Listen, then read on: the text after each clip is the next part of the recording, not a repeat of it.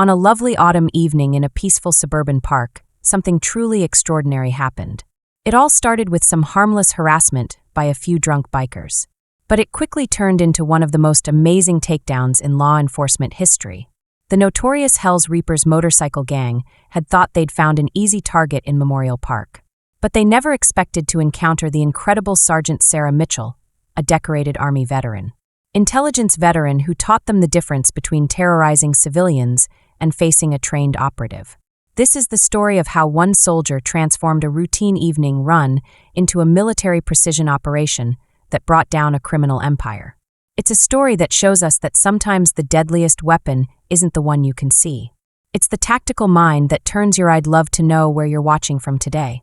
If you're enjoying these stories, make sure you're subscribed because tomorrow's special episode is one you definitely don't want to miss. The autumn breeze carried the first hint of winter as Sergeant Sarah Mitchell completed her 4th lap around Memorial Park. After 15 years of military discipline, her measured stride showed how well she could keep up with the pace she was going at. The setting sun painted long shadows across the familiar paths where she'd spent countless evenings since returning from her 3rd tour in Afghanistan. Something felt wrong, so Sarah slowed her pace, her trained senses picking up subtle changes. The park was a little different today. The playground, which is usually full of children at this time, was strangely quiet. The elderly couples who usually walked the paths were nowhere to be seen. Even the teenage skateboarders had left their usual spot near the parking lot. Maria Torres, a local elementary school teacher, hurried over to Sarah. She looked worried. "Sergeant Mitchell," she whispered, glancing over her shoulder with a little smile. "They're back, and they're worse this time." Sarah had noticed the changes over the past few weeks. The Memorial Park had always been the heart of the community, a place where families gathered, children played, and neighbors connected. But lately, fear had crept in like a slow poison, emptying the basketball courts. "Turning the playground into a no-man's land after sunset," Sarah said, her voice carrying the quiet authority that had guided intelligence teams through countless overseas operations. "Tell me," she said, her voice trembling. They started small, just noise intimidation, but now she pulled up her sleeve, revealing dark bruises. "Oh dear, it's that time again. The food vendors are demanding protection money. Last week, Mr. Thompson tried to stop them from harassing teenagers, but they cornered him anyway. The police come and take reports, but nothing changes." The rumble of motorcycles shattered the evening quiet. It wasn't the usual weekend riders who sometimes passed through. This was something more deliberate and more menacing. 5 Harleys. Davids roared into the car park, their engines deliberately loud. Their riders were wearing leather vests emblazoned with a Crimson Reaper wielding a bloody scythe. Sarah's intelligence training kicked in automatically. She noted details, assessed threats, identified vulnerabilities. The lead rider was a mountain of a man they called Snake. He stumbled off his bike, empty beer bottles clattering across the asphalt. His crew was Diesel, Razor, Ghost, and Trigger. Spread out in a practiced formation that spoke of military background, these weren't just drunk bikers looking for trouble. Their movements showed training and coordination. "Get inside the community center," Sarah told Maria quietly. "Call Officer Chun. Tell her it's happening again." "Sarah, please," Maria grabbed her arm. "These men, they're animals. Last month, they put 3 teenagers in the hospital. Nobody can stop them." "That's where you're wrong." "I know," Sarah replied. Her voice was calm and certain, the same way it had been when she'd led her team through the toughest firefights in Kandahar. "Nobody has stopped them yet," she said. The Hells Reapers had chosen Memorial Park as their latest conquest. They saw only easy targets, families, elderly couples, teenagers just wanting to skateboard in peace. They never expected to encounter someone who'd spent 15 years studying patterns of insurgent activities. Someone trained to identify and dismantle criminal networks. Someone who understood that true strength comes not from inspiring fear, but from knowing exactly when and how to strike. Sarah watched as Snake and his crew approached a group of young girls near the playground. Their intimidating presence caused the teenagers to back away in fear. Her jaw tightened as she remembered similar scenes in war-torn villages where the strong preyed on the vulnerable, where people lived in fear. Of leaving their homes, not here, not in her community. As Sarah moved towards the confrontation, her mind was already mapping out scenarios, identifying tactical advantages, analyzing potential threats. The Hells Reapers thought they were about to teach these civilians another lesson about their new order, but they were about to learn the difference between terrorizing innocent people and facing someone trained to dismantle entire terrorist networks. The networks were about to learn why it's never a good idea to challenge a soldier in her own backyard. Snake's voice carried across the park, slurred but still threatening. "Ladies, it looks like you need an escort home. It's a dangerous time to be out alone." His crew laughed, spreading out to block any escape routes. The teenage girls huddled closer together, fear evident in their rigid postures. Sarah analyzed the situation with practiced detachment. Snake was approximately 6 feet 4 inches and 260 pounds. He favored his right side, possibly due to an old injury. Diesel and Razor flanked the girls from the left, while Ghost and Trigger moved to cut off the path to the parking lot. Their formation spoke of experience, but their intoxication made their movements a little sloppy and predictable. Thankfully, Sarah's voice cut through the tension. "They're not alone." The Hell's Reapers turned, initially amused that a lone woman in running clothes would dare interrupt their fun. Snake's voice was. Snake's bloodshot eyes narrowed as he studied her. His alcohol-addled brain was trying to process why something felt off about her stance and her unwavering gaze. Well, he sneered. "Looks like we got ourselves a hero. Run along, sweetheart. This ain't your business. You made it my business when you started terrorizing kids in my park." Sarah's voice remained calm and controlled. "The girls are leaving. You're leaving. This ends now." Snake's amusement turned to anger. Nobody. He was challenged by the Hell's Reapers, especially not by some woman who barely reached his shoulders. He stepped forward, attempting to use his size to intimidate. "Maybe you need a lesson in respect," he said kindly. His words cut off as Sarah moved, taking over before Snake could react. She had his arm locked behind his back, pressed against a nearby tree. The movement was fluid, precise, and almost casual in its efficiency. "It was the first lesson, Sarah," she said quietly, maintaining the hold with minimal effort. "Respect isn't something you earn through fear." The other Reapers stood frozen, shocked by how quickly their leader had been neutralized. Diesel, the youngest of the crew, reached for something in his vest. Sarah noted the movement, the calculated angles, and the assessed threats. She warned him, applying slightly more pressure to Snake's arm. "Your friend here has at least 3 violations," she said. "I can see drunk and disorderly. Attempted assault, operating a vehicle under the influence. How many more charges would you like to add, Trigger?" Who had been studying Sarah more carefully than the others suddenly grabbed Diesel's arm. "Hold up," he muttered. "Look at how she moves. Military. Army intelligence." Sarah confirmed 3 tours in Afghanistan. "Want to guess how many times I've dealt with insurgents who thought size and intimidation were enough?" The sound of approaching sirens. Cut through the evening air, Officer Jenny Chen's patrol car pulled into the parking lot, followed by 2 more units. The Reaper's attention was split, giving Sarah the opening she needed. "Here's what happens next," she said, her voice carrying the authority that had commanded respect in war zones. "You're all going to put your hands where Officer Chen can see them. You're going to cooperate fully, then we're going to have a very interesting conversation. About your recent activities in this part." Snake tried to resist, but Sarah's hold was unbreakable. "You have no idea what you're starting," he growled. "We've got connections. By morning we'll be out, and then, by morning," Sarah cut him off. "Your connections won't matter. See, you made a crucial mistake. You thought you were just dealing with civilians. You never stopped to ask why no one investigated your activities. Why certain officers always looked the other way. On the other hand, while your protection racket went unchallenged, Officer Chen approached, handcuffs ready." Sarah noticed how the young officer positioned herself, maintaining tactical awareness despite her youth. They'd need allies like her for what was coming. "Your second mistake," Sarah continued, her voice soft and gentle. "I've been watching and documenting patterns, tracking your movements, and noting every threat for 3 months. Every shakedown, every accident that had no witnesses.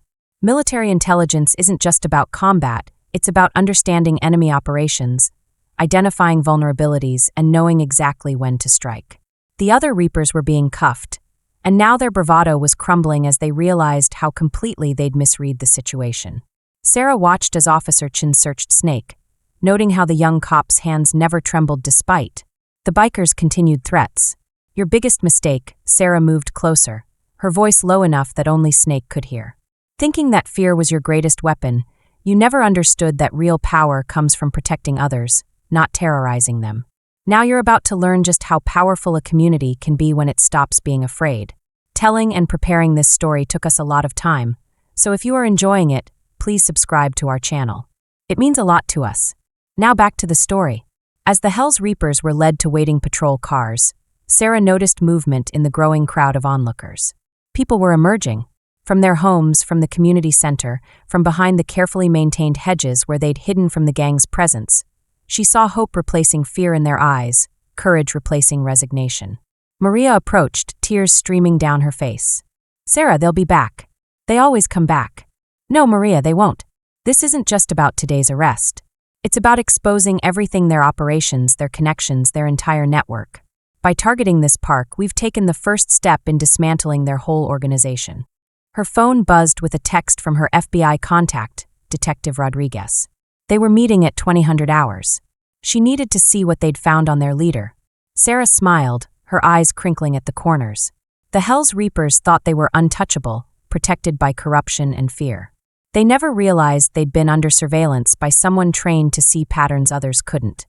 She missed someone who understood that the best way to defeat an enemy was to understand them completely before striking. The war for Memorial Park was just beginning, and Sarah Mitchell was about to show them why you never bring street tactics to a military intelligence fight. 20 minutes later, Sarah sat in Detective Rodriguez's office, studying the files spread across his desk. Crime scene photos, surveillance reports, financial records. Pieces of a puzzle she'd been assembling for months. "You were right," Rodriguez said, sliding another folder over. "Marcus Snake Grayson isn't just some drunk biker." Rodriguez's office was a hive of activity as she studied the files spread across his desk, crime scene photos, surveillance reports, financial records, and pieces of a puzzle she'd been assembling for months. "You were right," Rodriguez said, sliding another folder over. The real name of the man in question was Marcus Snake Grayson, and he wasn't just some drunk biker. He was former Force Recon. It's not as if the Hells Reapers are randomly targeting the park. They're establishing distribution points. Sarah examined a map marked with recent gang activity. The park's central location makes it ideal for multiple access routes and clear sight lines, as well as heavy civilian traffic to mask their operations. It's a classic setup. Insurgent tactics hide in plain sight. That's not all, Rodriguez continued. Remember those connections Snake bragged about? We're looking at corruption reaching into the department. Officers mysteriously reassigned. Evidence disappearing. Witnesses suddenly changing their stories. Sarah's jaw tightened. The protection racket is just a cover. They're building infrastructure for something bigger. The intimidation. The violence. It's about controlling territory. Establishing dominance. I've seen this pattern before. Usually preceding major drug operations. A knock at the door interrupted them. Officer Chen entered. Her young face tight with, "I think you need to see this," she said, handing Sarah her phone. "They're already making moves. Look at these social media posts and messages. They're threatening the park's regular visitors." Sarah's photo with a target drawn over it. "They're promising retribution. It seems like the Hells Reapers are trying to reassert control through fear." "They're scared," Sarah noted, studying the messages. "These aren't calculated threats, they're desperate. We disrupted their timeline, forced them to reveal their hand. That makes them more dangerous." Rodriguez warned. "Scared criminals make mistakes, but they also get reckless. They might accelerate their plans and try to establish." Sarah stood and moved to the office window, taking in the city lights below. From this distance, it all looked peaceful, but she knew better. Every light represented families, homes, and lives vulnerable to the poison the Hells Reapers were bringing. "What's our next move?" Chen asked, his voice carrying the eagerness of youth, tempered by recent experience. "We flipped the script," Sarah replied. "They expect retaliation, direct confrontation, but we're going after their infrastructure. Every bank account, every property deed, every business connection in Afghanistan. I learned that you don't defeat an insurgency by fighting battles," she added. Rodriguez nodded slowly. "I've got contacts in financial crimes DA task force." Sarah smiled grimly. "Let them know. Let them waste resources trying to protect. We need to find their weak points. Military intelligence isn't just about gathering information. It's about making the enemy react exactly how you want them to." "Oh, there's a call for you, Maria. It's from the park. Vendor, Mr. Thompson's store. They broke his windows." Sarah's voice remained calm, but her eyes hardened. "Get everyone inside, lock the community center. We're on our way." As they headed for their vehicles, Chen asked the question that had been bothering her. Why the park with their resources, their connections, why focus so much on one neighborhood park? "Because it's not about the park," Sarah explained, checking her tactical vest. It's about what it represents: community connection, hope break, that make people too afraid to gather to resist. And you control more than territory, you control their spirit. The drive back to Memorial Park was... Sarah was feeling pretty tense, but she was also excited. She knew the Hell's Reapers would be expecting them, and she had a feeling they probably had lookouts posted. But she also knew something they didn't. She wasn't just responding to their show of force. She was manipulating them into revealing their entire command structure as they approached. Sarah spotted 3. Outside Thompson's store, 3 motorcycles were parked. Their riders were vandalizing the already broken windows. Community members watched from behind curtains. They looked scared, even from a distance. Sarah had told Chun and Rodriguez, "We're not just making arrests. Every person we take down, every threat they make becomes evidence. We're not fighting thugs, we're documenting a criminal conspiracy." The Hell's Reapers spotted their approach, and bless their hearts, they were scrambling for their bikes. They weren't the hardened leadership, just street soldiers trying to prove themselves. Sarah noted their movements and reactions, adding each detail to her growing operational picture. This wasn't just about protecting a park anymore. It was about exposing a criminal empire that had grown too confident and too comfortable in its perceived invulnerability. The Hell's Reapers thought they were fighting a simple turf war, bless their hearts. They were about to learn they had started a battle with someone who had, after spending years dismantling organizations that were far more dangerous than theirs. Sarah Mitchell was just getting started back at her apartment. She transformed her living room into an operations center, with maps covering the walls, surveillance photos connected with red string, financial records spread across every surface, and 3 laptops displaying different data streams, police frequencies, traffic camera feeds, and a complex pattern recognition algorithm that she developed during her intelligence work overseas. Rodriguez said, "It's bigger than we thought." He was studying a newly uncovered money trail. "The Reapers aren't just running drugs," he added. "They're moving weapons, controlling construction contracts, infiltrating legitimate businesses. The park is just one piece of a larger operation." Sarah nodded, marking another location on her map. It's a classic cellular structure, with each group operating independently and minimal contact with other cells. That's why local law enforcement could never see the full picture. They were only catching glimpses of individual operations. Officer Chen entered, carrying fresh coffee and a stack of new reports. 2 more vendors were attacked at the park today, but something's different. The soldiers doing the intimidation aren't the usual crew. They're a new bunch. The professionals were putting together some great training, and they were coordinating their movements really well. They were bringing in their elite teams, and Sarah explained that they'd been watching the surveillance footage, and that's how they'd been able to make the arrests. It was a shame, but it meant that they had to speed up their timeline. They were trying to take control through fear, but they were moving towards direct action. That's where they made their first major mistake. Have a look at the patterns on Sarah's map. See these movements? The new teams are a bit sloppy, and they're leaving traces. Bank withdrawals, vehicle rentals, supply requisitions. You name it. They're so focused on showing force that they're exposing their entire logistics network. Rodriguez's phone was bugged, and he had a text from his FBI contact. "You need to see this," it said. "Do you remember those corrupted officers we suspected? Well, it turns out it goes way, way higher. Even judges, city officials, and state-level connections were involved." Sarah's military training kicked in, and she analyzed the new information with cold precision. That's their second mistake, by the way, activating their protection network. They're revealing everyone who's compromised, every officer, in a peaceful suburban park on an autumn evening. What started as simple harassment by drunk bikers turned into one of the most extraordinary takedowns in law enforcement history. The notorious Hell's Reapers motorcycle gang thought they'd found an easy target in Memorial Park. Park was never expecting to meet Sergeant Sarah Mitchell, a hero of the Army intelligence who would show them the difference between frightening civilians and facing a trained operative. This is the story of how one soldier transformed a regular evening run into a military precision operation that brought down a criminal empire, proving that sometimes the deadliest weapon isn't the one you can see. It's the tactical mind that turns your own strength against you. As the autumn breeze carried the first hint of winter, Sergeant Sarah Mitchell completed her 4th lap around Memorial Park 15. The years of military discipline showed in her measured stride, each step purposeful despite the grueling pace. She kept her eyes fixed on the setting sun, which painted long shadows across the familiar paths where she'd spent countless evenings since returning from her third tour in Afghanistan. Something felt wrong. Sarah slowed her pace, her trained senses picking up subtle changes in the park's usual rhythm. The playground, normally bustling with children at this hour, stood eerily quiet. Even the teenage skateboarders had abandoned their usual spot near the parking lot. Maria Torres, a local ELE elementary school teacher, was hurrying toward Sarah. Her face was tight with worry. "Sergeant Mitchell," she whispered, glancing nervously over her shoulder. The quiet authority that had guided intelligence teams through countless overseas operations was now gone. The Reapers were Maria's voice trembled. They started small, just noise intimidation, but now she pulled up her sleeve, revealing dark bruises. They're demanding protection money from the food vendors.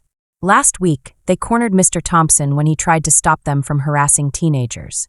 The police came to take reports, but nothing changed. The rumble of motorcycles shattered the evening quiet. This was not the usual weekend. Riders who sometimes passed through were here now, but something more deliberate, more menacing. 5 Harleys. Davids roared into the car park, their engines deliberately loud. Their riders were wearing leather vests emblazoned with a Crimson Reaper wielding a bloody scythe. Sarah's intelligence training kicked in automatically, noting details, assessing threats, identifying vulnerabilities. The lead rider was a mountain of a man they called Snake. He stumbled off his bike, empty beer bottles clattering across the asphalt. His crew, Diesel, Razor, Ghost, and Trigger, spread out in a practiced formation. That spoke of a military background. These weren't just drunk bikers looking for trouble. Their movements showed training and coordination. "Get inside the community center," Sarah told Maria quietly. "Call Officer Chun. Tell her it's happening again." "Sarah, please." Maria grabbed her arm. "These men, they're animals. Last month, they put 3 teenagers in the hospital. Nobody can stop them." "That's where you're wrong," Sarah replied. Her voice carried the calm certainty that had steadied her teams. "Through the worst firefights in Kandahar, nobody has stopped them yet." The Hells Reapers had chosen Memorial Park as their latest conquest. They saw only easy targets: families, elderly couples, teenagers just wanting to skateboard in peace. They never expected to encounter someone who'd spent 15 years studying patterns of insurgent activities. They met someone trained to identify and dismantle criminal networks. They met someone who understood that true strength comes not from inspiring fear. But Sarah knew exactly when and how to strike. She watched as a Snake and his crew approached a group of young girls near the playground. The teenagers were intimidated by their presence and backed away in fear.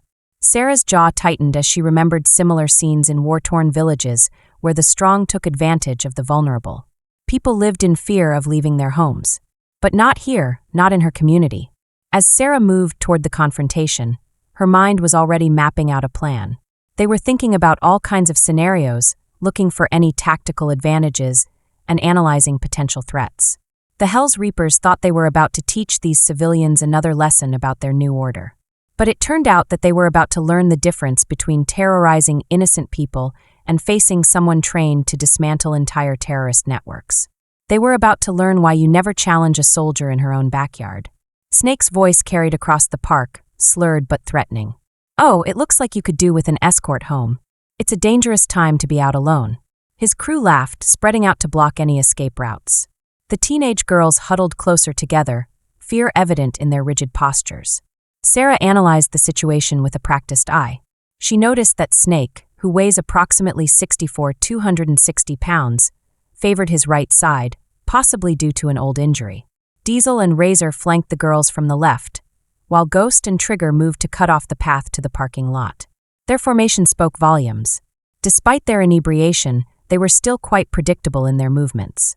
Thankfully, Sarah's voice broke through the tension. "They're not alone." The Hells Reapers turned, initially amused that a lone woman in running clothes would dare interrupt their fun. Snake's bloodshot eyes narrowed as he studied her. His alcohol-addled brain was trying to process why something felt off about her stance and her unwavering gaze. Well, he sneered. "Looks like we got ourselves a hero. Run along, sweetheart. This isn't your concern, sweetheart. You made it mine when you started terrorizing kids in my park." Sarah's voice was calm and controlled. "The girls are leaving, you're leaving. This ends now." Snake's amusement turned to anger. Nobody challenged the Hells Reapers, especially not some woman who barely reached his shoulders. He stepped forward, attempting to use his size to intimidate. Maybe you need a lesson in respect, he said, his words cut off as Sarah moved, her years of combat training taking over. Before Snake could even react, she had his arm locked behind his back and pressed against a nearby tree. The movement was so smooth and quick, it was almost casual. She had his arm in a lock that would take a lot of effort to break. First lesson, she said quietly, maintaining the hold with minimal effort. Respect isn't earned through fear. The other Reapers were frozen in shock by how quickly their leader had been neutralized. Diesel, the youngest of the crew, reached for something in his vest. Sarah noted the movement, calculating. Engels assessed threats. I wouldn't, she warned, applying slightly more pressure to Snake's arm. Your friend here has at least 3 violations I can see: drunk and disorderly, attempted assault, operating a vehicle under the influence. How many more charges would you like to add? Trigger, who had been studying Sarah more carefully than the others, suddenly grabbed Diesel's arm. Look at how she moves, he muttered. Military. Army intelligence. Sarah confirmed 3 tours in. Guess how many times I've dealt with insurgents who thought size and intimidation were enough. The sound of approaching sirens cut through the evening air. Officer Jenny Chen's patrol car pulled into the parking lot, followed by 2 more units. The Reaper's attention was split, giving Sarah the opening she needed.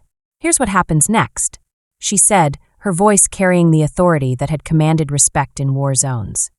You're all going to put your hands where Officer Chen can see them. You're going to cooperate fully. Then we're going to have a very interesting conversation about your recent activities in this park. Snake tried to resist, but Sarah's hold was unbreakable. You have no idea what you're starting, he growled. We've got connections. By morning, we'll be out, and then by morning, Sarah cut him off. Your connections won't matter. See, you made a crucial mistake. You thought you were just dealing with civilians. You never stopped to ask why no one investigated your activities, why certain officers always looked the other way, and why your protection racket went unchallenged. Officer Chen approached, handcuffs ready. Sarah noticed how the young officer positioned herself, maintaining tactical awareness despite her youth. It's so good they need allies like her for what was coming.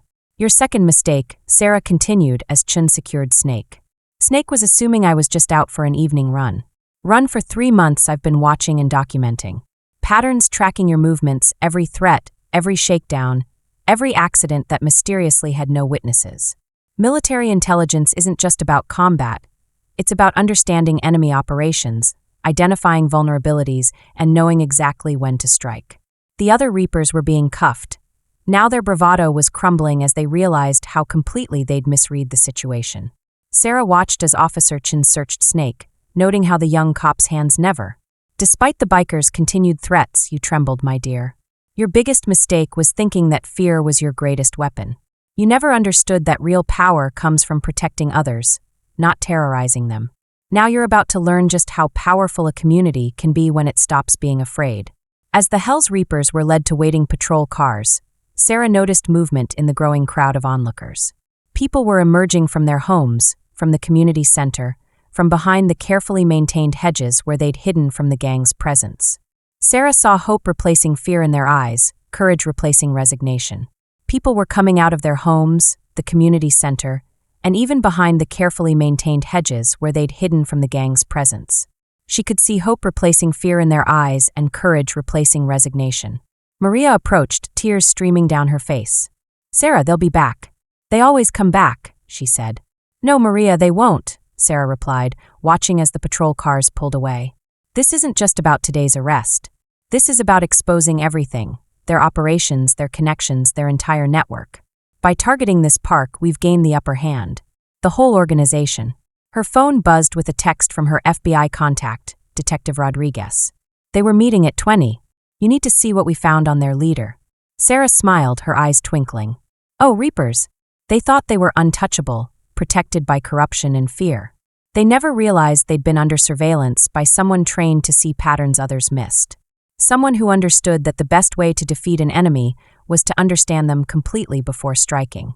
The war for Memorial Park was just beginning, and Sarah Mitchell was about to show them why you never bring street tactics to a military intelligence fight. 20 minutes later, Sarah sat in Detective Rodriguez's office, studying the files spread across his desk, crime scene photos, surveillance reports, financial records, and pieces of a puzzle she'd been assembling for months. You were right, Rodriguez said, sliding another folder toward her. Snake, real name Marcus Snake Grayson, isn't just some. Oh, he's a drunk biker, former Force Recon, and he was dishonorably discharged. The Hells Reapers aren't randomly targeting the park, they're establishing distribution points. Sarah examined a map marked with recent gang activity. The park's central location makes it ideal for multiple access routes and clear sight lines. Heavy civilian traffic to their trying to hide their operations, which is classic insurgent tactics. They're trying to hide in plain sight. But there's more, Rodriguez continued. We're looking at corruption reaching into the department. Officers have been mysteriously reassigned, evidence has been disappeared, witnesses have been suddenly changing their stories. Sarah's jaw tightened. The protection racket is just a cover. They're building infrastructure for something bigger. The intimidation and violence are about controlling territory and establishing dominance.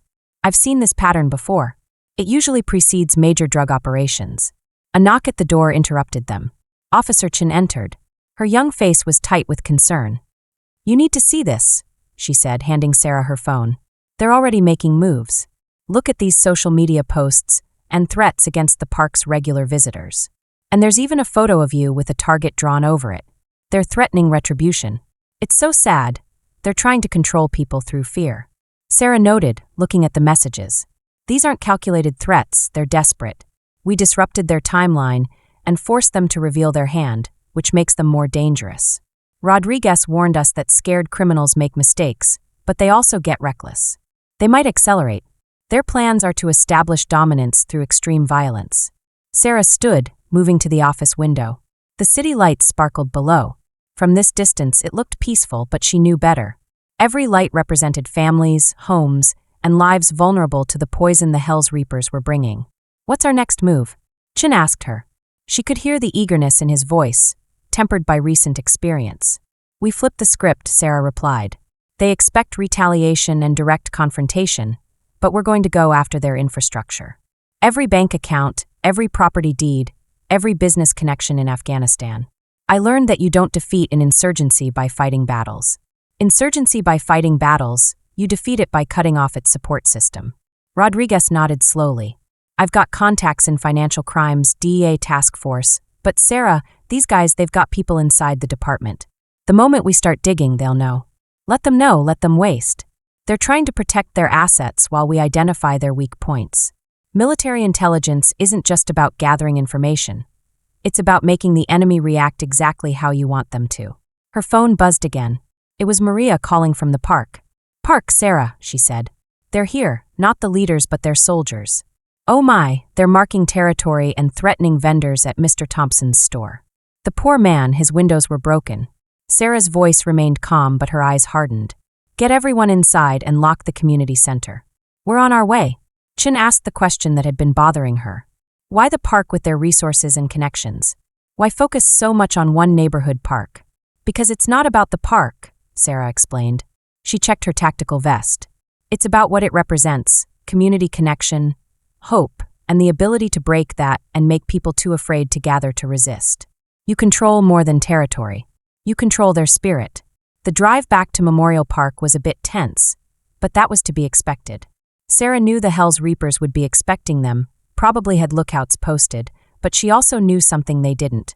She wasn't just responding to their show of force, she was manipulating them into revealing their entire command structure. As she approached, Sarah spotted 3 motorcycles outside Thompson's store. Their riders were vandalizing the already broken windows. Community members watched from behind curtains. Their fear was palpable even from a distance. Remember, Sarah had instructed Chen and Rodriguez. We're not just making arrests. Every person we take down is important. The threat they made became evidence that we're not just fighting thugs, but documenting a criminal conspiracy. The Reapers spotted their approach and scrambled for their bikes. They weren't the hardened leadership, just street soldiers trying to prove themselves. Sarah noted their movements and reactions, adding each detail to her growing operational picture. This wasn't just about protecting a park anymore. It was about exposing a criminal empire that had grown too confident and too comfortable in its perceived invulnerability. The Reapers thought they were fighting a simple turf war, but they were about to learn they had started a much bigger battle with someone who had spent years dismantling organizations far more dangerous than theirs. Sarah Mitchell was just getting started back at her apartment. Sarah Mitchell was just getting started back at her apartment after spending years dismantling organizations far more dangerous than theirs. She transformed her living room into an operations center, with maps, surveillance photos, financial records, police frequencies, traffic camera feeds, and a complex pattern recognition algorithm all on display. She'd developed this last one during her intelligence work overseas. Rodriguez said, "It's bigger than we thought." He was studying a newly uncovered money trail. It's so much more than just drugs. They're moving weapons, controlling construction contracts, and even infiltrating legitimate businesses. The park is just one piece of a larger operation. Sarah nodded, marking another location on her map. It's a classic cellular structure, with each group operating independently and minimal contact with other cells. That's why local law enforcement could never see the full picture. They were only catching glimpses of individual operations. Officer Chen entered, carrying fresh coffee and a stack of new reports. 2 more vendors were attacked at the park today, but something's different. The soldiers doing the intimidation aren't the usual crew. The usual crew, bless them. These guys are professionals through and through. They've got military training, and they know how to move together as a team. Sarah explained, pulling up the surveillance footage of Snake's arrest. It was a bit of a hiccup that forced them to speed up their timeline. Instead of taking control slowly, through fear, they're moving to direct action. But that's where they made their first major mistake. She pointed to patterns on her map. See these movements? The new teams are a bit sloppy, leaving traces. Bank withdrawals, vehicle rentals, supply requisitions. They're so focused on showing force that they're exposing their entire logistics network. Rodriguez's phone buzzed with a text from his FBI contact. "Sarah, you really need to see this. Remember those corrupted officers we suspected? Well, it turns out it goes way higher than we thought. Judges, city officials, even state-level connections." Sarah's military training kicked in, and she was able to analyze the new information with cold precision. That's their second mistake, by the way. By activating their protection network, they're revealing everyone who's compromised, every official who suddenly blocks our investigation, every judge who throws out our warrants. They're identifying themselves as part of the conspiracy. A crash outside interrupted their discussion. Sarah moved to the window and saw 2 motorcycles speeding away. The front yard had been vandalized with a crude threat painted across her garage door, which read, "You're dead, soldier girl, they're trying to intimidate you." Chen said her hand instinctively moved to her weapon, but Sarah replied calmly, taking photos of the vandalism. "They're showing us their desperation," she said. "Professional criminals don't make. They're making threats, and they're acting this way because they know we're close to something big." Her laptop pinged, and her facial recognition software had identified one of the vandals. "Got you," she murmured, pulling up his file. He's a former Special Forces soldier who was discharged for substance abuse. Now he works as security for one of the Hells Reaper's front companies. "How does this help us?" Chen asked, studying the file. "Every person they send after us creates another connection. We can trace military-trained operators who don't work cheap. Someone's paying them, and those payments leave trails. Trails lead to accounts, and accounts lead to the people really in charge." Rodriguez whistled softly, finally seeing the bigger picture. "You're not just investigating their crimes, you're mapping their entire organization in Afghanistan. I learned that defeating the enemy isn't about winning firefights. It's about understanding their structure so completely that you can dismantle it piece by piece." Sarah pulled up another file. "Oh my goodness, Reapers think they're fighting a territorial battle. They don't realize they're facing someone who spent years taking apart terrorist networks." "Right on schedule," Sarah smiled grimly. "They're bringing in management to assess the situation. Chen, get your surveillance team in position. Rodriguez, alert your FBI contact." The real players are finally showing themselves as they moved to respond. Sarah studied her wall of evidence. "Oh my, what have the Reapers done now? They've built their criminal empire on fear and corruption, thinking their military background made them untouchable. They never expected to encounter someone who could turn their tactics on their head, their own methods against them." A text message lit up her phone. "Last chance. Soldier, walk away or we burn everything you care about." Sarah's response was simple. "You should have thought about walking away when you had the chance." The war for Memorial Park was entering a new phase. The Hells Reapers had started this fight thinking they were the predators. They were about to learn they had become the prey. The black SUVs circled Memorial Park like vultures, their tinted windows concealing the men. She knew that they were studying every entrance, every escape route, every tactical advantage. Through her surveillance feed, she watched the Hell's Reapers management team conducting their assessment. Their movements were precise and professional, a stark contrast to the drunk bikers who'd started this war. Chen reported monitoring the feeds and had found 2 former CIA contractors and 1 ex-Delta Force operator. "These aren't street thugs," Sarah said. "These are serious operators." "Good," replied Marking. "Their position's on our map. Professional contractors mean professional payments. Every dollar they spend creates a trail we can follow." Rodriguez burst in, his face flushed with excitement. "You were right. Those bank records you flagged led us to a shell company. The shell company led to an investment firm. The investment firm led to someone who should be untouchable." Sarah finished, pulling up a file on her laptop. Marcus Blackwood is a retired federal judge. He now sits on 3 corporate boards. On paper, he's a respected businessman. In reality, he's the one really running things. Rodriguez whispered, finally understanding the bikers, the drugs, the protection rackets. They're just the visible part of the operation. Sarah nodded, adding another red string to her evidence wall. Classic intelligence strategy. Create visible threats to distract from the real power structure. The drunk bikers terrorizing the park are just a smoke screen for a much more sophisticated criminal enterprise.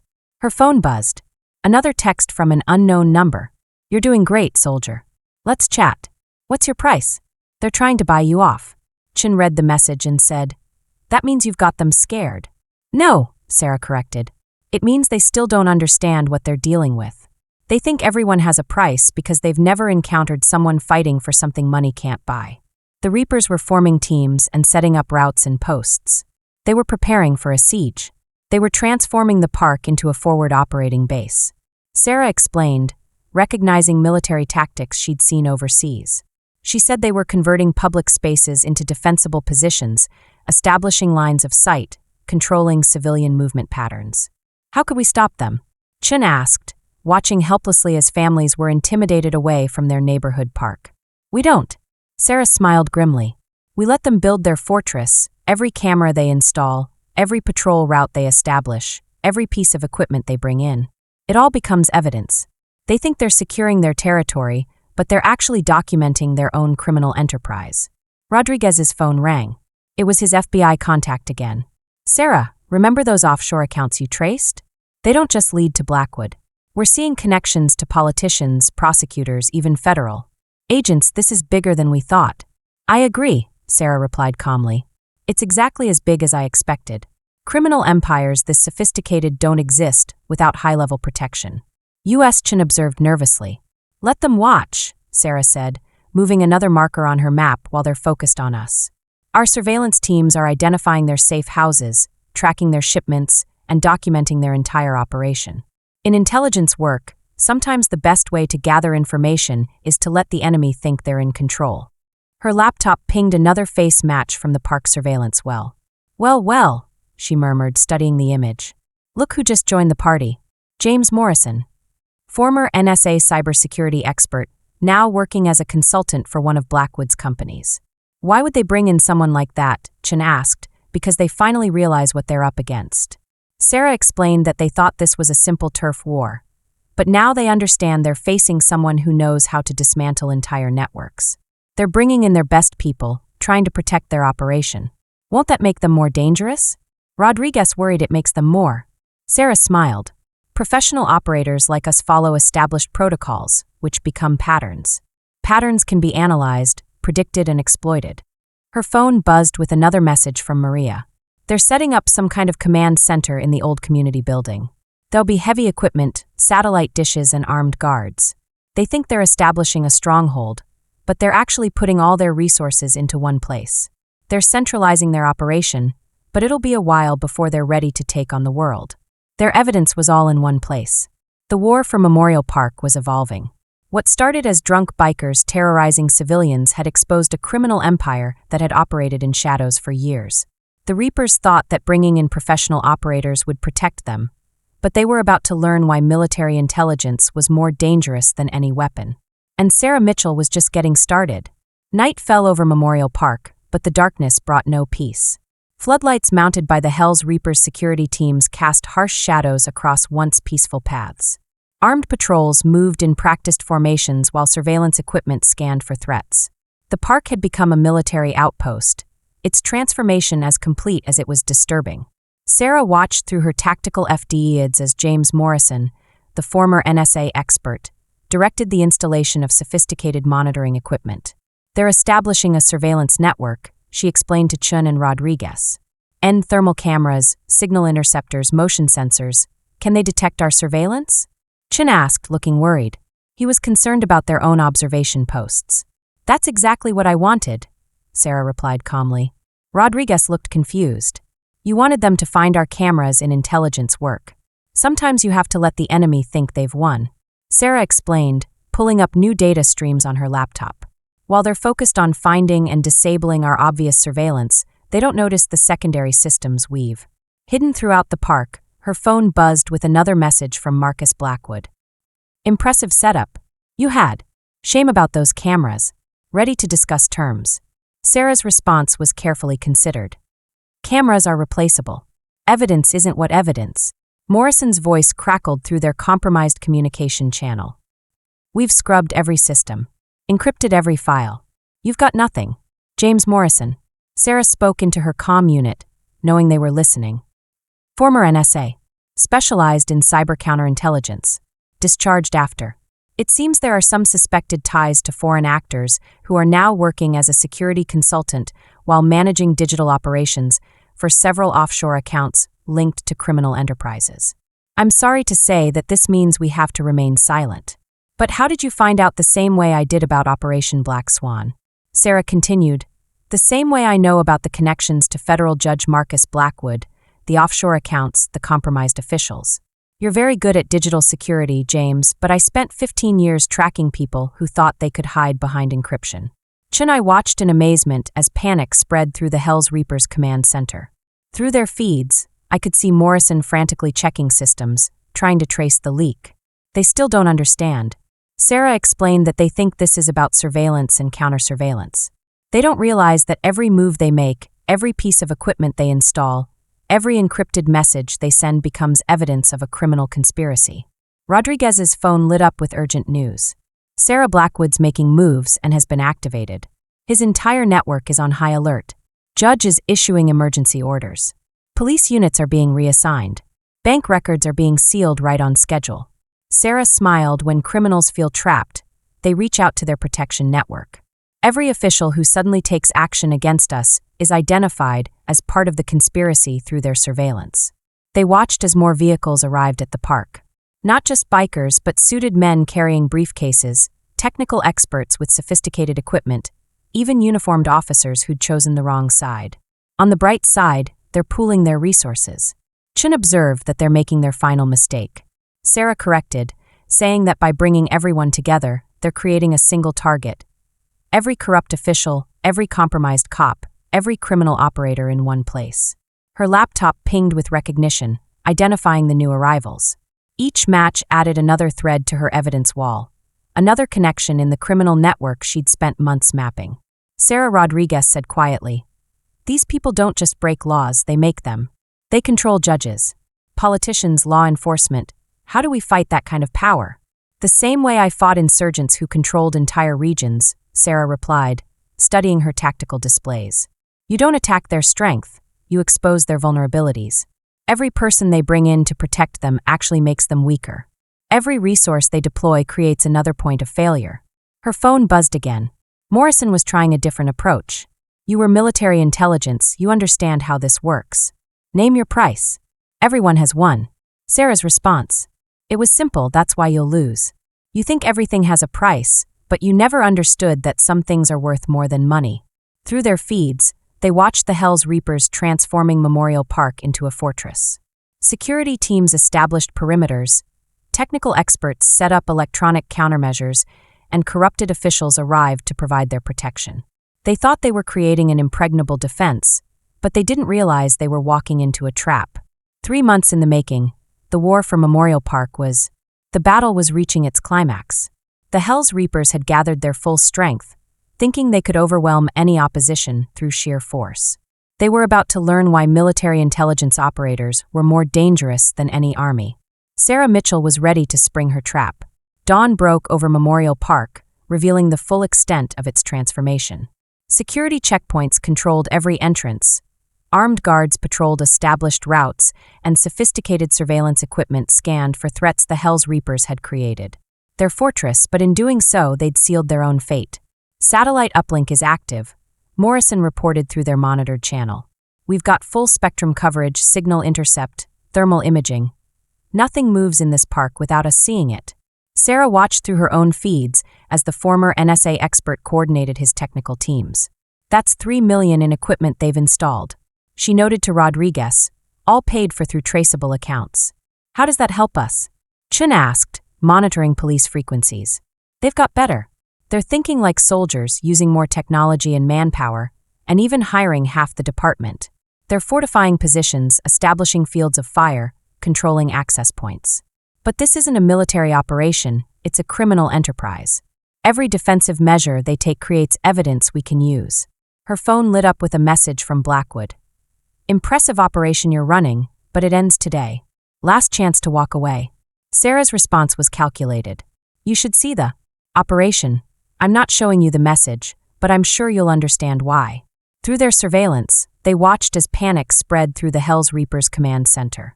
Morrison ordered additional scans, and I can imagine he's paranoid about hidden threats. Security teams doubled their patrols, burning through resources and manpower. They're scared, Rodriguez observed. I agree with Sarah that fear makes criminals predictable. Watch on cue for more vehicles arriving at the park.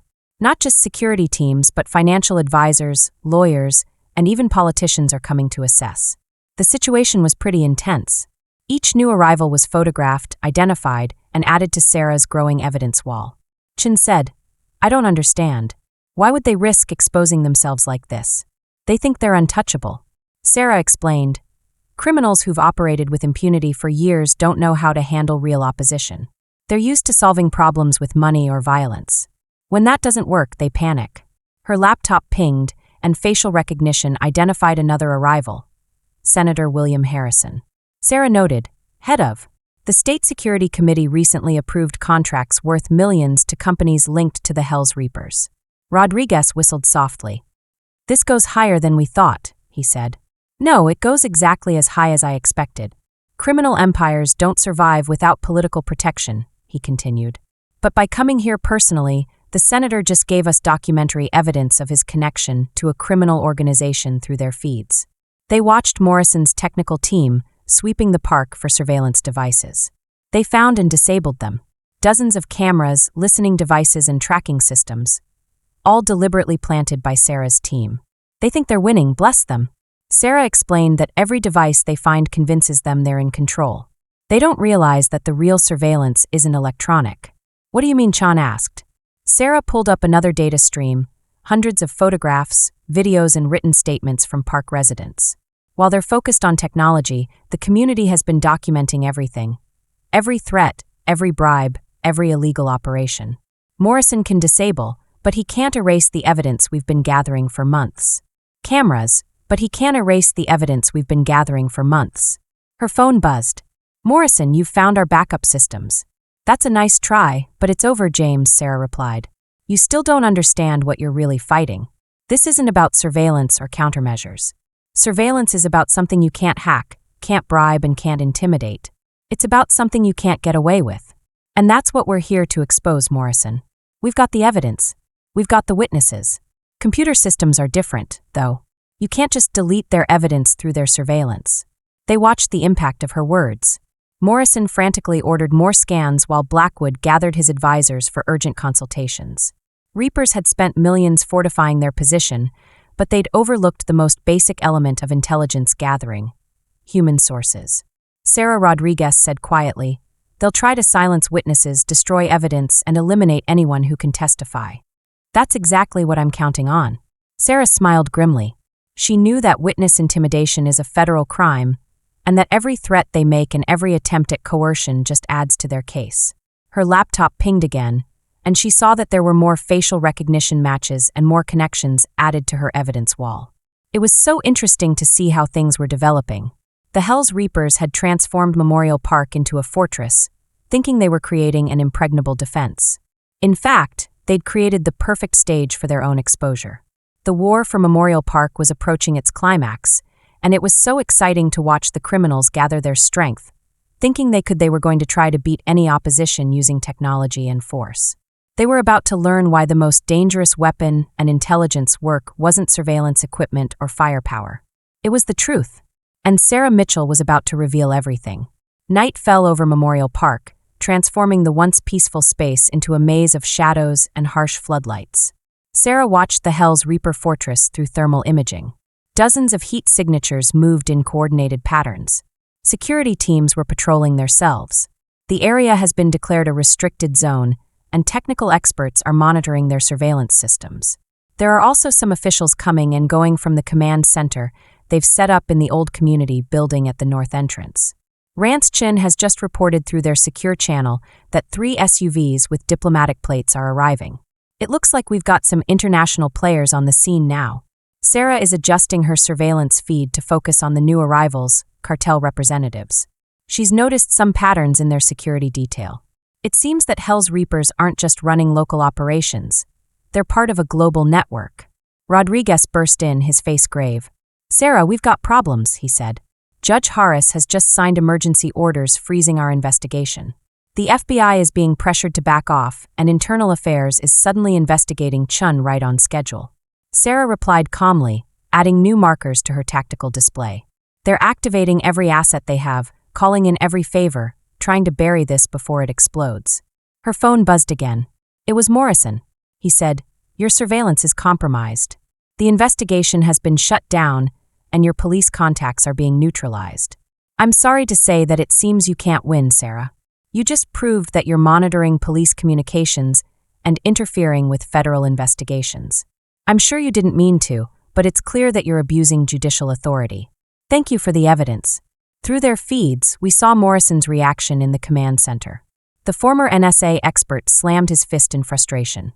On a desk, Chin suddenly realized that his threat had actually strengthened their case and that they were getting desperate. He watched as more vehicles arrived at the park, and he knew that they were dangerous. They'd always been dangerous, but now they were making mistakes. He could see it in their response, in how they were bringing in cartel connections, exposing corrupt officials, and demonstrating their influence. It's so sad to see how much corruption there is in law enforcement. They do everything they can to stop us, but it just goes to show how deep it goes. My laptop is constantly alerting me to news agencies receiving anonymous tips about police corruption, financial regulators finding suspicious patterns in seemingly legitimate businesses, and federal investigators discovering links between street-level crime and high-level politics. It's so frustrating. Rodriguez said we're supposedly shut down. How is all this information getting out? Sarah smiled, pulling up another screen. While they were focused on official channels, we built our own network. Every community member they threatened, every business they extorted, every honest cop they tried to silence, they're all part of our operation now. Through their surveillance, they watched the hell out of it. Oh my, the Reaper's command center is in a bit of a tizzy. It seems that Morrison's teams have picked up on some information leaks from a number of sources. Blackwood's legal experts are working hard to contain the fallout. Some corrupt officials are trying to cover their tracks, but they're not sure they can control the narrative through force and fear. Sarah says that they never understood that real intelligence work isn't about gathering information. Information is about knowing when to release it. Her phone lit up with another message from Blackwood. "What do you want? Name your terms. We can make this all go away." "You still don't understand what you're fighting, Sarah." "Oh, this isn't about negotiation. It's about justice in the park," she replied. The Hell's Reaper security teams increased their patrols, and their movements became more aggressive. Thermal imaging. Sarah watched them harassing local residents, searching vehicles, and demanding identification from anyone who approached their perimeter. "They're showing their true nature now," Chin noted, dropping the pretense of legitimate security because they're cornered. On cue, more motorcycles roared into the park. This time, it wasn't the professional security teams, but the original Hell's Reapers and Snake's crew. They were fresh from jail, thanks to their corrupted contacts. Their arrival changed the atmosphere immediately, adding an element of chaos to the previously disciplined operation. "You're letting them bring in more muscle?" Rodriguez asked, sounding concerned. "I'm letting them demonstrate," she replied. "The link between the street-level thugs and the corporate criminals is clear. Every time they show their complete organization, from bikers to businessmen, It's evident that it's all one criminal enterprise. Our surveillance feeds captured everything, including Snake's crew threatening local residents, Morrison's teams monitoring communications, and Blackwood's associates conducting business in the command center. Every image, every interaction, and every demonstration of their integrated operation became evidence. Sarah Chun said quietly, "They're targeting families now. They're using Snake's crew to terrorize anyone they suspect of helping us." "I know," replied Sarah. Her voice was tight, but she was trying to stay calm. "That's why we've already evacuated key witnesses to safe houses. The people they're threatening now are our own undercover teams." The feeds showed the Hell's Reapers trying to reassert control through brute force. But every act of intimidation was documented, every threat recorded, and every connection between street violence and corporate crime captured and cataloged. "It's like they're playing right into our hands," Sarah explained, updating her evidence wall every time they escalate. "They prove our case. The bikers provide muscle, and then there's Morrison. Blackwood provides technical support and political protection. One criminal organization is operating at all levels. Her laptop is pinged with more alerts. Federal agents are receiving anonymous evidence packages. Journalists are getting leaked documents. Financial investigators are finding clear patterns of money laundering and corruption." "How are you doing this?" Rodriguez asked, amazed at the coordination. "The same way I tracked insurgent networks overseas," Sarah explained. "You identify the structure, understand the connections, then apply pressure at key points. When they react, they expose themselves through their thermal imaging." They watched the Hell's Reapers operation descend into chaos. Snake's crew clashed with Morrison's professional security teams. Blackwood's associates argued over strategy. The carefully constructed facade of a legitimate business crumbled, revealing the criminal enterprise beneath. They thought they were creating a fortress, but it was actually the opposite. Sarah said, watching the disorder spread. Instead of building a fortress, they had built their own prison. Every security measure they installed, every document, every person they brought in, proved their connections. Every threat they made demonstrated their true nature. Phone buzzed one final time. Morrison, his message reflecting growing panic. "What have you done?" "The FBI just received detailed records of our entire operation." Sarah's response was simple. "I didn't do anything, you did it all yourselves." The war for Memorial Park had reached its tipping point. The Hells Angels had gathered their full strength, from street thugs to corporate criminals, thinking they could overwhelm any opposition. They could have overwhelmed any opposition. Instead, they'd created a perfect case study in organized crime, and Sarah Mitchell was about to show them why. Military intelligence was more dangerous than any show of force. Dawn approached Memorial Park with a quiet, solemn air. The Hell's Reaper floodlights cast stark shadows across their fortified position, while thermal cameras tracked every movement in their self. It was declared territory, but something had changed. The organized precision of their operation was cracking, replaced by the chaos of desperation. Multiple vehicles were approaching from the south. Chun reported monitoring their surveillance feeds and noticed heavy transport trucks, military-grade, being brought in. It seemed like they were preparing to abandon the area. Sarah tracked the new arrivals through her tactical display. She saw that they were bringing in and then moving out evacuation vehicles. It looked like they were preparing to leave. Through their cameras, they watched Morrison's technical teams hastily dismantling equipment while Blackwood's associates shredded documents in the command center. Snake's crew had grown more aggressive, and their intimidation tactics were becoming increasingly violent as they sensed their protection crumbling. Rodriguez said, "I don't understand. They still have their connections, their corrupt officials, and their political protection. Why run?" "Because they finally realized," Sarah replied. "What they're really facing," Sarah explained, pulling up multiple data streams on her laptop. She watched her screen display dozens of simultaneous operations unfolding across the city. FBI teams were raiding shell companies, DEA agents were seizing hidden assets, and federal marshals were executing warrants on corrupt officials. The Reaper's entire support network was being systematically dismantled, Sarah continued, while they were focused. While we were busy fortifying our position here, we were also mapping their entire organization. Every security measure they installed helped us identify their capabilities, and every person they brought in revealed another connection. Every threat they made exposed another criminal enterprise. Her phone lit up with a message from Morrison. He was saying that we controlled everything: communications, surveillance, law enforcement. "That was your mistake," Sarah replied. "You thought control meant security. I must admit that I never really understood that real intelligence work isn't about controlling information. It's about understanding it through their feeds. They watched panic spread through the Hells Reapers command center. Morrison's sophisticated security systems, which were designed to protect them from surveillance, had instead documented their entire operation. Every encrypted communication, every financial transaction, every meeting with corrupt officials, it was all captured and cataloged. They're trying to destroy evidence, but it's not going to work. Chun noted with a wry smile that the teams were frantically burning documents and smashing hard drives. Let them try, he said. Sarah smiled back, her eyes twinkling.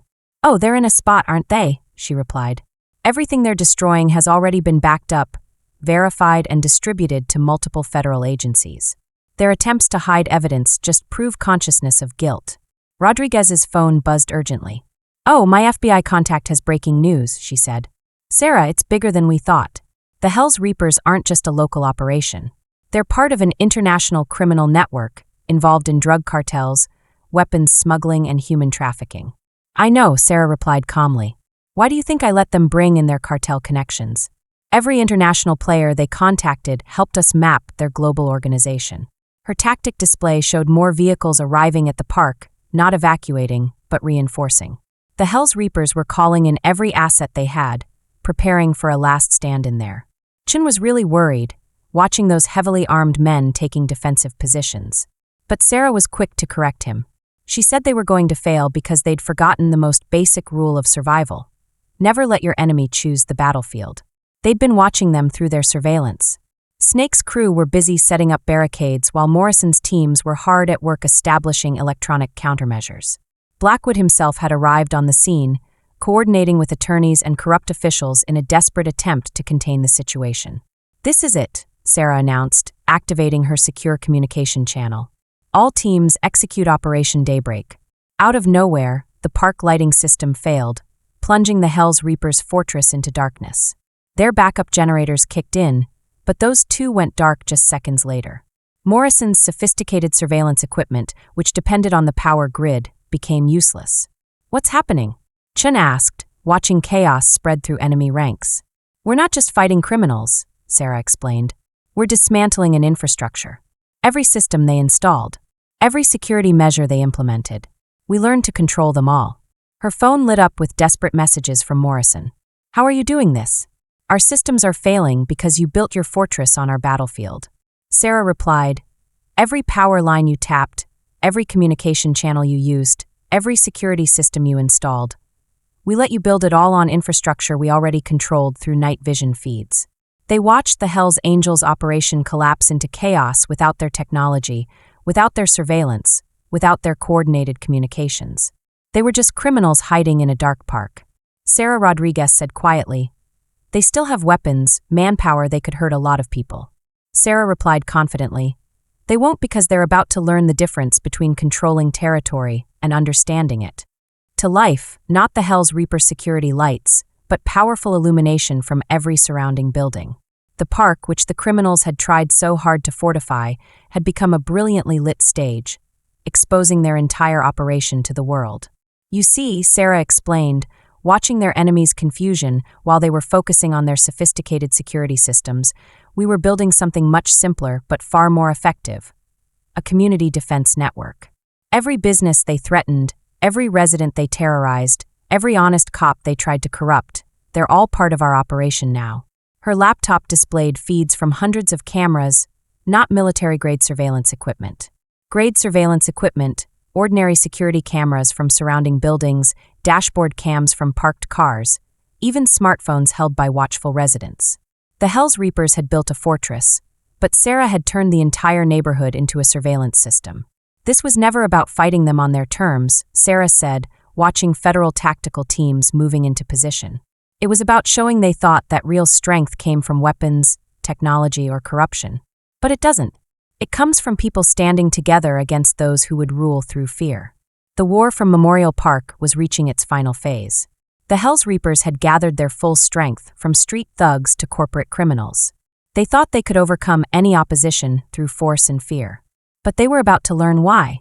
Military intelligence was the deadliest weapon of all, and Sarah Mitchell was ready to end this war once and for all.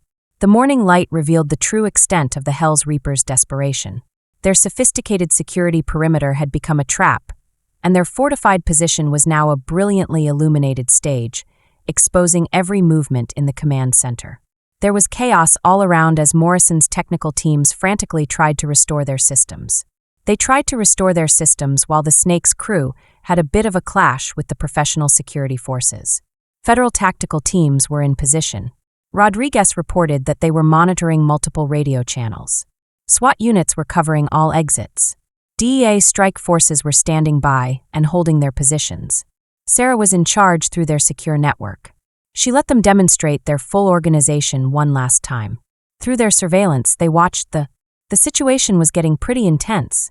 Snake and his bikers were ready to fight their way out, relying on their fighting spirit and courage. Morrison's security contractors were suggesting a tactical retreat to try to save face. Blackwood's corporate allies were demanding legal intervention, still believing their political connections could save them. They were turning on each other. She observed the arguments escalating into physical confrontations because they'd lost their illusion of invincibility. With a gentle smile, she explained that criminal enterprises like this survive on the myth of their own power. Once that myth cracks, the entire structure begins to collapse. Her phone buzzed with increasingly desperate messages from Morrison. "We can still negotiate," he wrote. "I have files on federal operations and classified intelligence." From Blackwood, "Think about your career. We can make you rich and powerful." From Snake, "You're dead. Soldier girl, no matter what happens, we'll find you." Sarah's responses were carefully crafted to deepen the divisions between them. To Morrison, federal prosecutors love it when criminals offer classified documents as bribes to Blackwood. Money doesn't protect you from RICO charges. Threats just add years to your sentence. The team watched the impact of her psychological warfare. They began destroying evidence, realizing their sophisticated security measures had only documented their crimes. Blackwood's associates started making calls to their attorneys, each looking to cut deals to save themselves. Snake's crew, sensing their protection crumbling, became more violent, turning their aggression on their own allies. Rodriguez warned that they're getting desperate. "Desperate criminals are unpredictable," she said. "No," she corrected, "they're entirely predictable. Watch what happens next on cue." More vehicles arrived at the park, not reinforcements this time, but private security contractors hired by Blackwood's corporate allies. They weren't coming to help. They were coming to clean up evidence and eliminate any trace of connection between street level crimes and corporate corruption are so perfectly in tune with each other. Sarah smiled grimly. Now we have documented proof of a conspiracy to obstruct justice. Her tactical display showed the full scope of what was unfolding. The Hell's Reapers Fortress had become a perfect case study in organized crime. Street thugs provided muscle, professional contractors handled security, and corporate allies managed finances. Corrupted officials provided. It's so great to see everyone working together. We're all exposed now, and it's all out in the open. Teams are in position, and Chun is waiting for your signal. Not yet, Sarah replied, watching events unfold. Let's see what they reveal through their surveillance network. They captured every detail. Morrison's teams are trying to purge digital records while preserving evidence they thought could save themselves. Blackwood's associates are making. There were frantic calls to political connections who suddenly wouldn't answer. The Snake's crew became more aggressive, and their violence turned inward as their protection collapsed. They're going to tear themselves apart, Rodriguez observed. That's exactly what I've been waiting for, Sarah explained. Criminal empires like this don't fall to outside attacks. They collapse from within when pressure exposes their contradictions. The laptop displayed incoming data streams from multiple sources. Federal agents were tracking financial transactions as corporate allies tried to hide assets. The DEA were intercepting community communications as drug networks scrambled to distance themselves. The FBI were documenting every attempt at obstruction, every offer of bribes, and every threat of retaliation. Snake's crew is preparing for something, Sarah Chun said urgently. I see it, they're distributing weapons and moving into attack positions. Oh, Sarah replied calmly, they're about to make their final mistake. Through their thermal imaging, they watched Snake organizing his bikers for a violent breakout attempt. The Hell's Reapers had devolved into exactly what they really were. Thugs relying on brute force and terror. All teams prepare to execute, Sarah commanded through there. Secure channel, but hold positions until my signal. Her phone lit up with one final message from Blackwood. "You don't understand what you're doing. We're not just criminals. We're part of a system. You can't fight the whole system." Sarah's response was brief. "I'm not fighting the system. I'm exposing it through their feeds."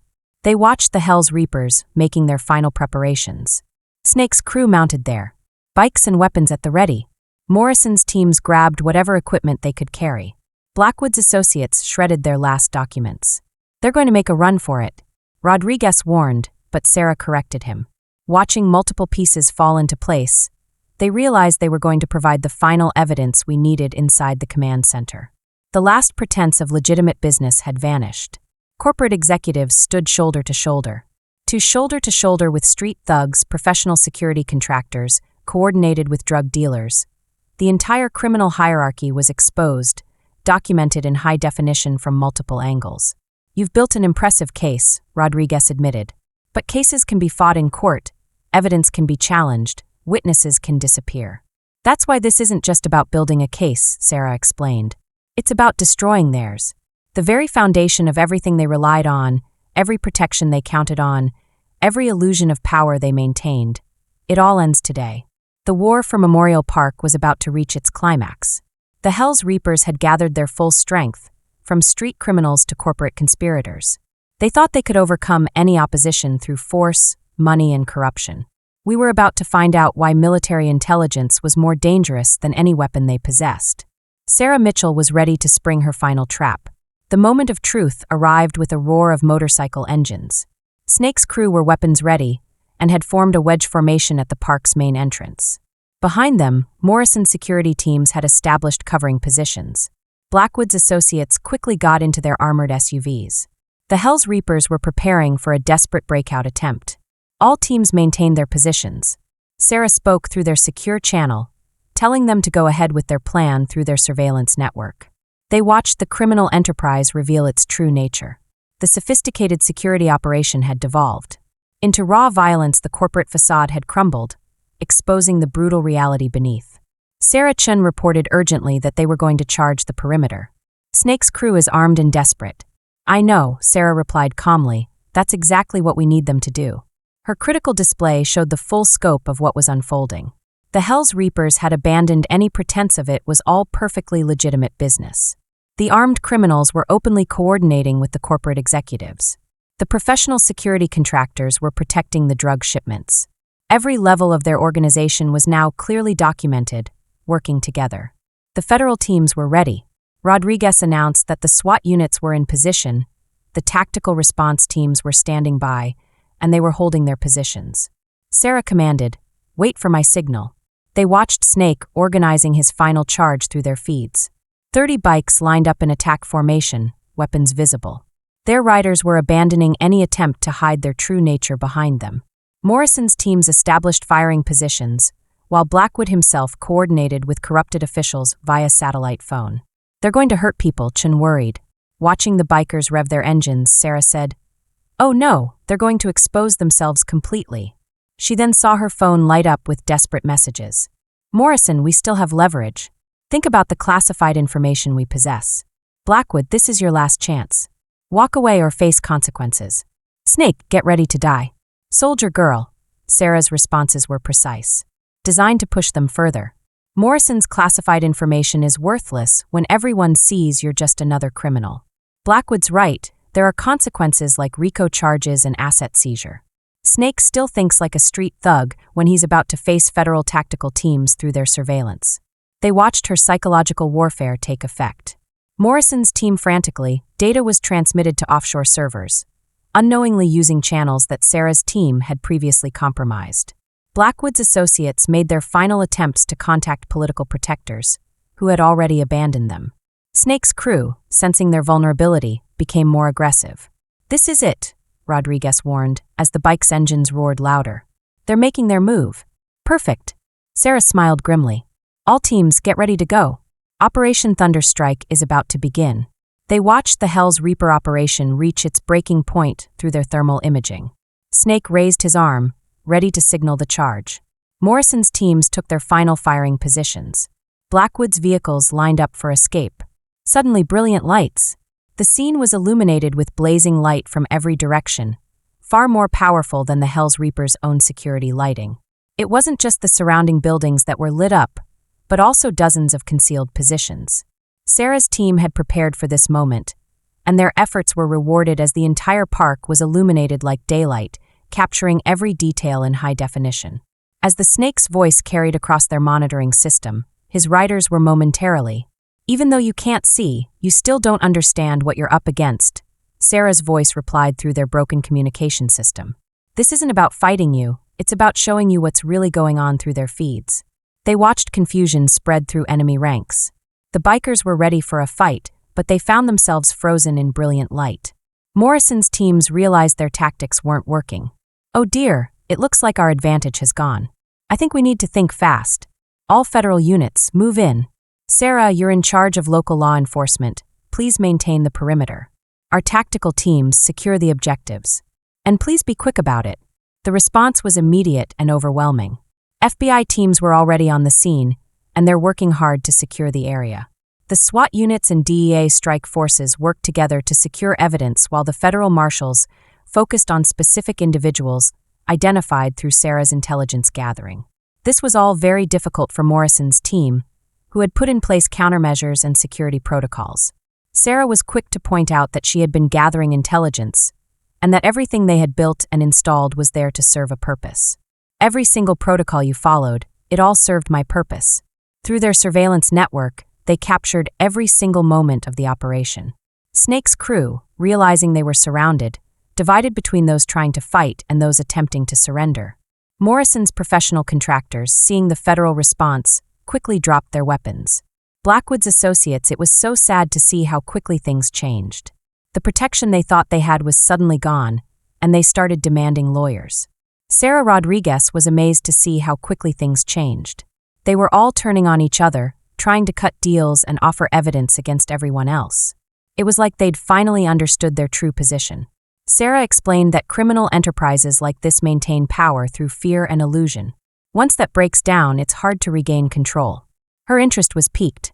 Her tactical display showed the operation's full success. The federal team had done a great job of securing the park while the evidence response units documented everything. Every weapon, every document, every piece of equipment became part of the case. But more importantly, every interaction between street criminals and corporate conspirators was recorded. This would prove the connections that would make RICO's charges unstoppable. This wasn't over.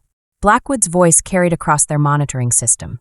"We still have influence and connections. Take a look around," Sarah replied calmly. "It's so sad to see that your influence is gone and your connections have abandoned you. All that's left is evidence." The war for Memorial Park had reached its decisive moment. The Hell's Reapers had gathered their full strength, from street thugs to corporate criminals. They thought they could overcome any opposition through force and corruption. But they had walked into a trap designed by someone who understood that the greatest weapon in modern warfare wasn't firepower. It was information. And Sarah Mitchell had just shown us all why military intelligence is more powerful than any army. Sunrise painted Memorial Park in shades of gold as federal teams carefully secured the area.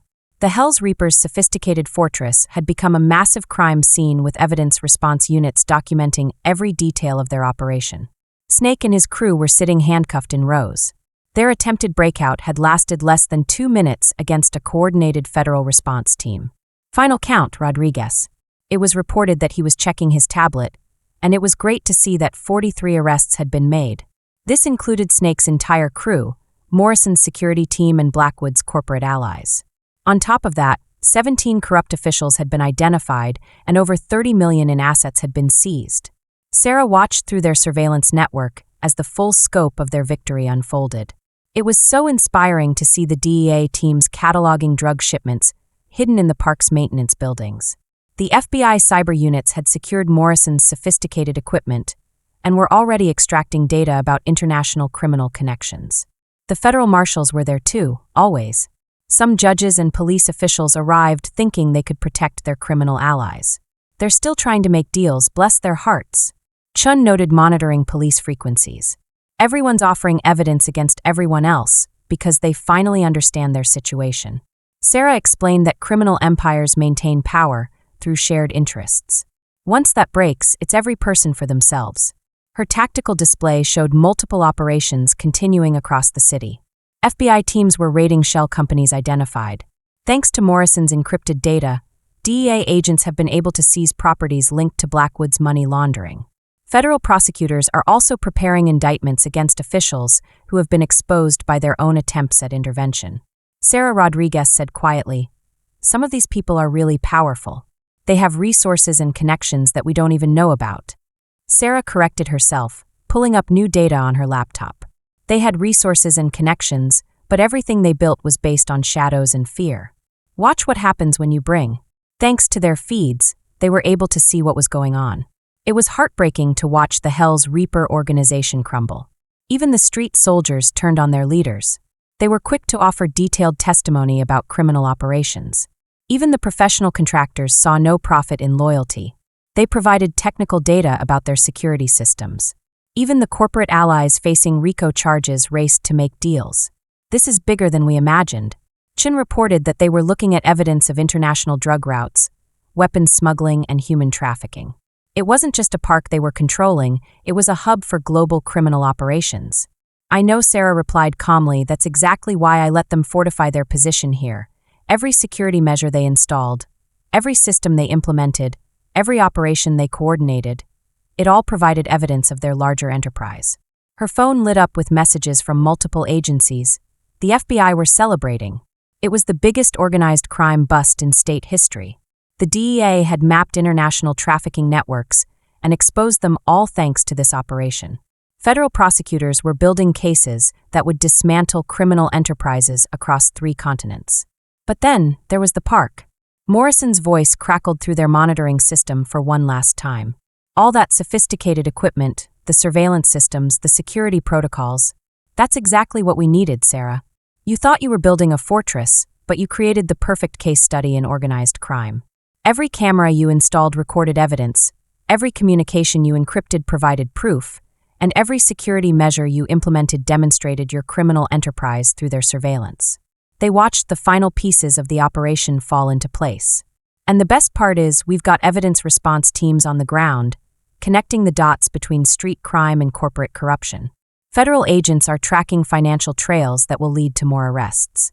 And local police are finally free from corrupted leadership, reclaiming their role as community protectors. I'm amazed to say that this isn't just about taking down criminals. It's about dismantling an entire system of corruption. That's what military intelligence is really about, Sarah explained. You don't just fight the enemy in front of you. You identify their support structure, their resource networks, their command and control, and then you take it all down at once. Her tactical display showed the operation's ripple effects spreading across the city.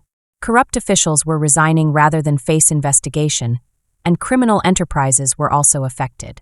Some organizations have been trying to distance themselves from the Hells Reapers International, but it's not over yet. Chin has been keeping a close eye on things and has warned that there might be retaliation attempts.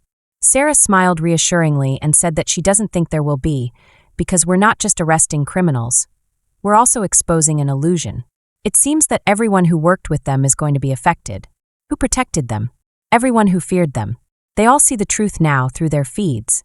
They watch that truth spreading through the community. Families are returning to the park, no longer afraid of biker gangs. Business owners are tearing up protection payment records. Residents are sharing stories of resistance and resilience. You said this was about more than taking down criminals. Rodriguez remembered. What did you mean by that? Sarah replied, gesturing to her tactical display across the park. A transformation was taking place, where the Hells Reapers had installed security checkpoints.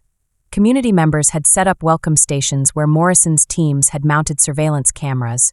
Residents had installed playground equipment where Blackwood's associates had conducted illegal business, and families had spread. Picnic blankets, this was never just about beating the bad guys, Sarah explained. It was about reclaiming something precious. The Hells Reapers didn't just threaten a park, they threatened the heart of a community. And now, that community is taking it back.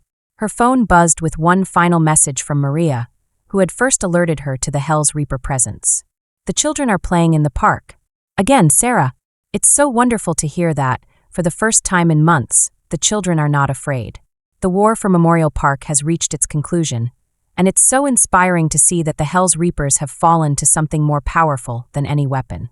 It's a testament to the power of a community united against injustice, guided by someone who understands that true victory isn't just about defeating enemies is one thing, but protecting what matters most is another. Just 1 week after the fall of the Hells Reapers, Memorial Park was humming with a different kind of activity. The federal teams had cleared away the last of the gang's surveillance equipment, replacing harsh security lights with warm park lighting. Where armed thugs once patrolled, children now played freely on the newly installed playground equipment. Rodriguez was delighted to join Sarah on her evening run. The numbers are truly staggering. 78 total arrests across 3 states, over $100 million in assets seized, 22 corrupt officials facing federal charges. And that's just the beginning. Sarah slowed her pace, marveling at the park's transformation. Community members had worked tirelessly to erase every trace of the Hells Reaper. The lovely new gardens replaced the old checkpoints, and the picnic areas covered the former surveillance posts. There was laughter everywhere where threats had once ruled. Morrison broke first, and Chun added, falling into step beside them. He offered everything he knew about international operations and exchanges for consideration. The intelligence he's providing is dismantling criminal networks across 4 continents. Blackwood, Sarah asked. Rico's already facing charges of money laundering and conspiracy, but his lawyers are trying to make deals.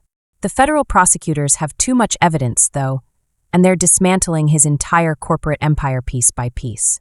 Sarah's watching the ripple effects of their operation continue to spread, and it's pretty amazing to see how it's affecting criminal enterprises that once thought themselves untouchable. It's so sad to see the untouchables crumbling. Those corrupt officials who had provided protection are facing justice. The illusion of invincibility that had protected the Hells Reapers has been shattered completely. Snake and his crew are in for a rough ride. I'm so sorry to see it. On a brighter note, I'm happy to see that most of the teenagers are cooperating. Rodriguez confirmed that once they realized their protection was gone, they turned on each other. The other evidence they're providing goes back years. Every threat, every act of violence, every connection to larger criminal operations. Sarah's phone buzzed with updates from multiple agencies. The DEA was mapping drug routes exposed by Morrison's data. The FBI was next. You've got 2 more standout stories right on your screen. If this one hit the mark, you won't want to miss these. Just click and check them out.